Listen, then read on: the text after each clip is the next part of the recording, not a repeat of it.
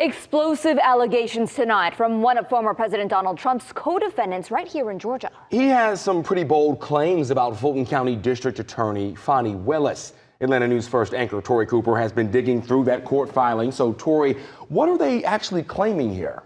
Well, tonight, former Trump campaign staffer Michael Roman and his attorney Ashley Merchant are claiming District Attorney Fani Willis had an inappropriate and romantic relationship with the top prosecutor in the case, Nathan Wade. In this new court filing obtained by Atlanta News First, Michael Roman and his attorneys are accusing the Fulton County DA Fani Willis and Special Prosecutor Nathan Wade of having an inappropriate and romantic relationship and that the two benefited from it. The suit claims Willis and Wade took lavish vacations together and that he used part of his salary from the DA's office to travel with Willis. Roman's attorney claims they discovered that the two went on trips together, quote, outside of court filings. The suit goes on to claim the relationship began before Wade was appointed to the case. They claim Willis also failed to get county approval to appoint Wade as special prosecutor in the case. Roman's attorneys are now asking the court to disqualify both of them from prosecuting the RICO case and to drop all of Roman's charges.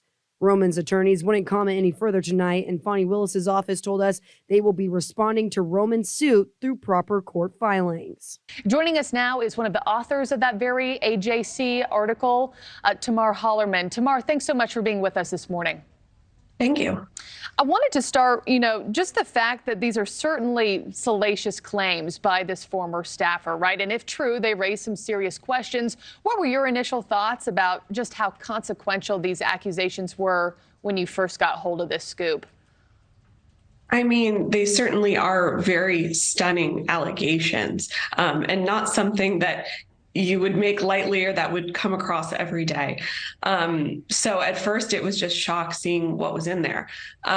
This was just ahead of a filing deadline for most of the defendants in this case. So any kind of structural or factual allegations quibbles that they may want to bring up ahead of trial, they had to get into the court yesterday. So that's why we saw this document, this court filing now.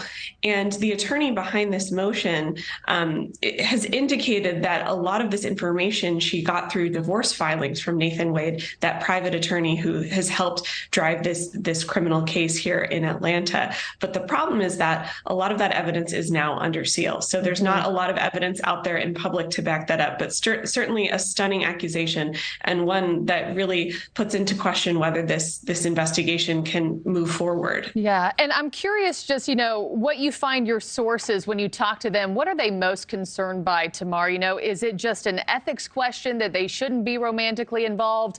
Is it that Wade has received $654,000, in legal fees?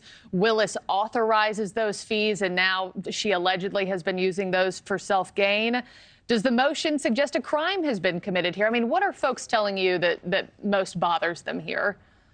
The motion does suggest potential crimes that may have been committed here. They accuse the DA of having a conflict of interest in this case by hiring her alleged romantic partner. They accuse her of potentially benefiting financially off of her investigation of former President Trump because her special prosecutor allegedly took her on trips using money that he was paid. But at this point, it seems like an optics problem. Prosecutors are supposed to be disinterested in their subjects who end up getting indicted. And so it certainly is a bad look. And we haven't heard from the DA yet or Mr. Wade, her special prosecutor. They mentioned they're going to be responding in appropriate court filings, but we don't know how much of this they're going to be contesting or whether they have evidence to show that these bombshell allegations are not true. And in the meantime, you already have plenty of Republicans who have said that this investigation is a witch hunt going after Donald Trump and many of his acolytes here in Georgia. Certainly, these allegations only add fuel to that fire. And we saw even last night on Truth Social, Donald Trump's social media platform, he was already been posting about all of this. So certainly it's a headache for the DA's office as well. I think there's also a question, depending on the receipts that are ultimately provided one day, what can be proven? And just, I have a few seconds left with you, but I can't let you go without asking this question. I mean, how could these allegations affect the Fulton County case against the former president? Is this grounds for the case being thrown out or charges being dropped? I think a lot of that depends on the evidence that ultimately arises out of this case. And at this point, we haven't seen that yet. Okay.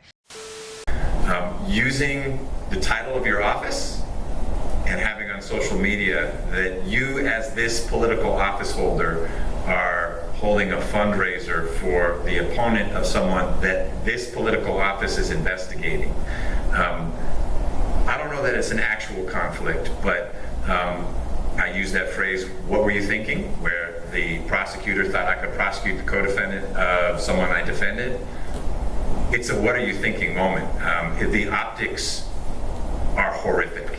If you are trying to have the public believe that this is a nonpartisan, driven by the facts, and I'm not here to critique decisions, the decision was made, but if we are trying to maintain confidence that this investigation is pursuing facts in a nonpartisan sense, no matter who the district attorney is, we follow the evidence where it goes and ignore the fact that I hosted a fundraiser for the political opponent of someone I've just named a target.